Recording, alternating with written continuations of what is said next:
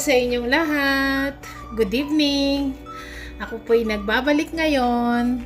Ang tagal natin hindi nag-YouTube. So ngayon, gagawa po tayo ng masarap na panghimagas. Kung marami kayong cheese or cream cheese, ganito po ang gawin ninyo. Okay? So ito ay gamit ko Philadelphia. 500 grams po ito. Yung mga mahilig ho sa cheese, ganito gawin mo sa cheese mo. Kumusta po kayong lahat? Isang taon din po akong hindi nag-vlog kasi super busy tayo. So, okay, gawa muna po tayo nito bago tayo magkwentuhan. Ito po ay 500 grams na cream cheese. At ito naman po yung ating 1 cup sugar. Okay, halo na natin dyan. At ang ating vanilla powder. Mayroon na akong nilagay na salt dyan. Kasama na siya sa sugar. Ay half teaspoon po. So ngayon, ibibit natin to.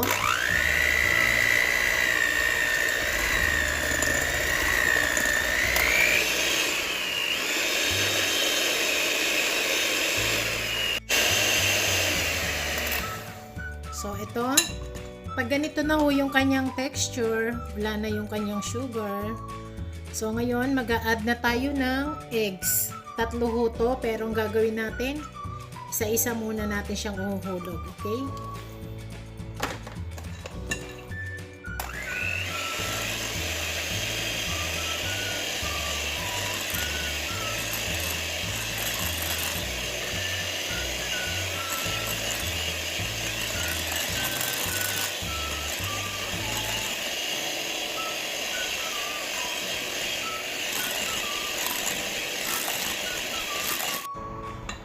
So ngayon, ang gawin po natin, add na natin yung 3 tablespoon of flour. Okay, bit natin uli.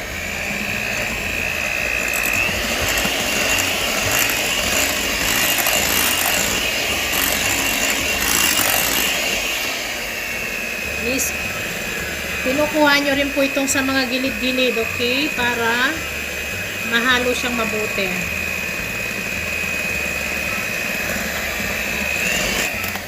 At ngayon, add na po natin yung 300 ml na heavy cream.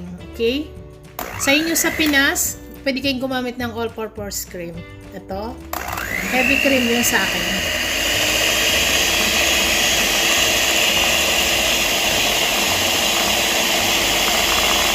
Pasensya na kayo, 200 ml lang yung heavy cream natin. Okay? Ito, tapos na po siya. So, ang gagawin natin, ilagay na natin dito. Okay?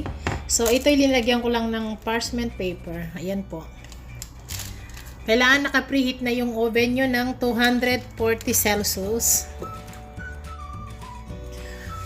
Ito na po siya. Tara, bake na natin siya. Okay?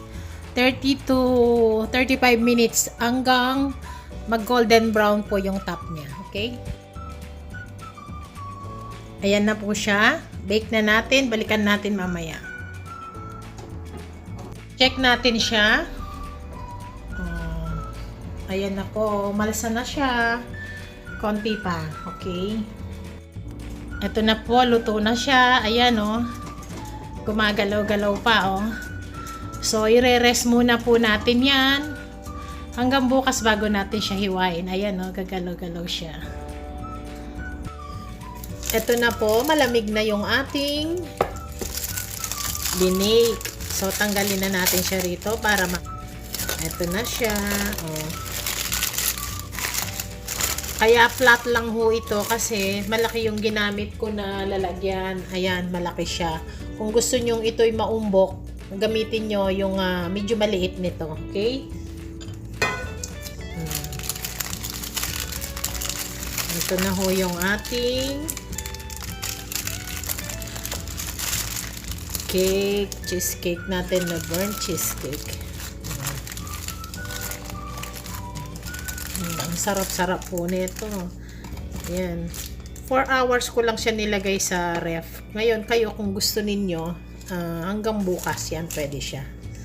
Pwede natin, tikman natin ngayon.